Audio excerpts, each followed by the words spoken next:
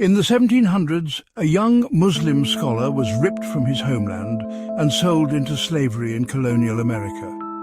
He would survive 44 years of bondage, gain his freedom, build a life, and never abandon his faith. This is the extraordinary true story of Yaro Mammoot, a Fulani Muslim who defied the odds in early America. Yaro Mammoot, born Mamadou Yaro around 1736, came from the Fulani people of Guinea in West Africa.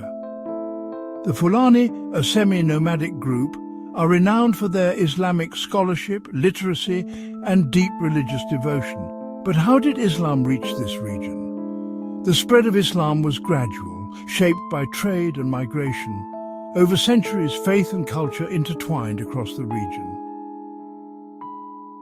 Islam first arrived in West Africa between the 8th and 10th centuries, traveling along the trans-Saharan trade routes from North Africa.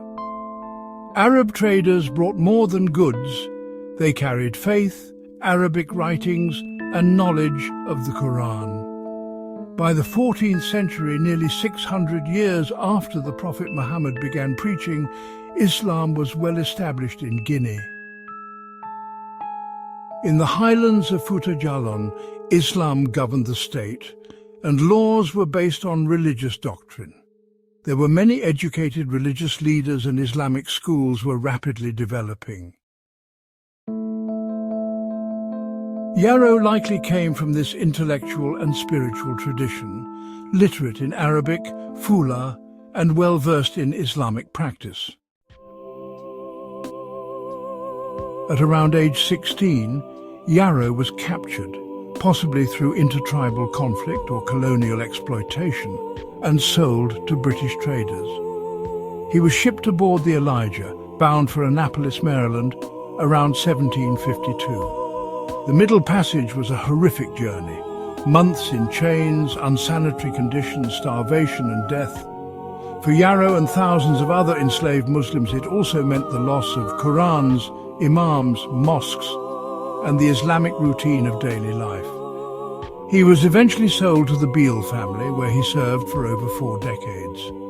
But despite this unimaginable hardship, Yaro never lost his identity. Practicing Islam as a slave in colonial America was ever so difficult. Enslaved people were forbidden from congregating, often forced to convert to Christianity, and punished for maintaining their traditions. Yaro Mammoot remained visibly and devoutly Muslim. Even after decades in America, enslaved and later freed, he never let go of his Islamic faith. He prayed 5 times a day, abstained from pork and alcohol, and was known in the streets of Georgetown for praising God in Arabic, sometimes singing or chanting aloud. But Yaro wasn't alone. Historians estimate that up to 20% of the enslaved Africans brought to the Americas were Muslim. Among them were remarkable individuals like Bilali Muhammad in Georgia and Ayuba Suleiman Diallo in Maryland. As an enslaved West African Muslim in Georgia, Bilali Muhammad authored a handwritten Islamic legal manuscript, one of the earliest known Islamic texts in America. He is celebrated for preserving Islamic scholarship and faith under slavery. Ayuba Suleiman Diallo was a Senegalese nobleman and Muslim scholar. He was enslaved in 1731, but later gained freedom in England, where he was painted by William Hoare. His story became one of the earliest documented narratives of an educated African in the Atlantic world. Despite the oppressive systems that tried to erase their identities, they maintained Islamic rituals, fasting during Ramadan, writing in Arabic and praying toward Mecca, even under constant surveillance. Many enslaved Muslims were forced to attend Christian church services. Slaveholders believed that conversion to Christianity would make enslaved people more obedient, and missionaries worked tirelessly to save their souls. Often these services were mandatory, with plantation owners insisting that enslaved people attend sermons preaching obedience and submission. Passages like "Servants, obey your masters" were used deliberately to justify slavery and demand loyalty.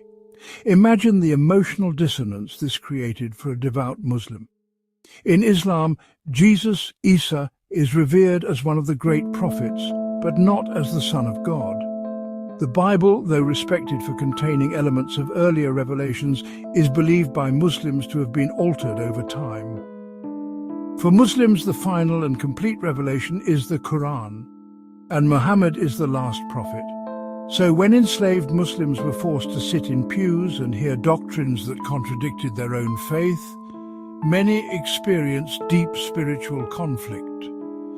Outwardly, they may have nodded, sung hymns, or even taken Christian names, but inwardly they held fast to Tawheed, the Islamic belief in the oneness of God. This silent resistance took many forms. Some practiced taqiyya, a concept in Islam that allows individuals to conceal their faith in times of extreme danger or persecution. Enslaved Muslims might have appeared Christian to avoid punishment, attending church, feigning baptism, even adopting Christian symbols, but in private they whispered verses of the Quran, prayed facing east, or used Islamic phrases like Bismillah in the name of God before meals. Others blended practices for survival. They might have used Christian-sounding language but infused it with Islamic meaning. For example, when singing spirituals about deliverance or the Promised Land, they were often drawing from both Islamic and African spiritual traditions. This inner resistance was more than cultural, it was deeply spiritual. Imagine this: cut off from your homeland, your language, your freedom, and then be told that your faith is wrong or inferior was an act of violent erasure. Yet many never lost their connection to Islam. They passed down fragments of Arabic. They prayed secretly in the woods. They carried the memory of Mecca in their hearts, even if they could never speak of it aloud. Their survival wasn't just physical, it was theological, emotional, and deeply personal.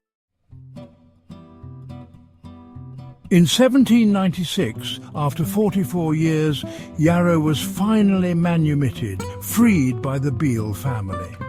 He was about 60 years old, but instead of retreating, he built a new life. He immediately bought his son Aquila's freedom, and within a few years he had saved enough money to invest in the Columbia Bank of Georgetown, a rare achievement for any black American, much less a formerly enslaved man. In 1800, Yarrow purchased a lot at 3,324 Dent Place, NDW, where he built a log house and cultivated the land. His property was assessed at over $200, a considerable sum at the time.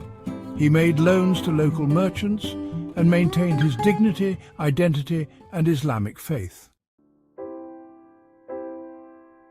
In 1819, the renowned painter Charles Willson Peale created a striking portrait of Yarrow. It's one of the earliest depictions of an African Muslim in American history. Another portrait followed in 1822 by James Alexander Simpson. In both, Yarrow appears serene, composed, wise, his faith and experience etched into his expression. Fast forward to 2015, archaeologists excavated the site of his home in Georgetown, hoping to find his burial place. Though they found no remains, the dig offered insight into early African-American life in urban America. Fragments of ceramics, handmade bricks, and remnants of a garden showed a man deeply rooted in his community. A survivor, a believer, a builder. Though Yarrow never abandoned Islam, he lived within a deeply Christian society. There were tensions and connections between these two Abrahamic faiths. Islam, Christianity, and Judaism all share belief in one God, reverence for Abraham, and traditions of scripture, prayer, and charity. Many enslaved Muslims understood this and navigated their faith within this theological tension. Yarrow, like others, likely encountered Christian missionaries, was expected to attend services and may have learned biblical passages. But his outward devotion to Islam shows he saw no contradiction in resisting forced conversion while respecting interfaith understanding. In this way, Yarrow's life becomes a rare American story of Abrahamic coexistence, endurance, and spiritual resilience. In 2023, Georgetown University honored his legacy by naming its Muslim prayer space Masjid Yarrow Mamout, enshrining his story in the heart of American academia.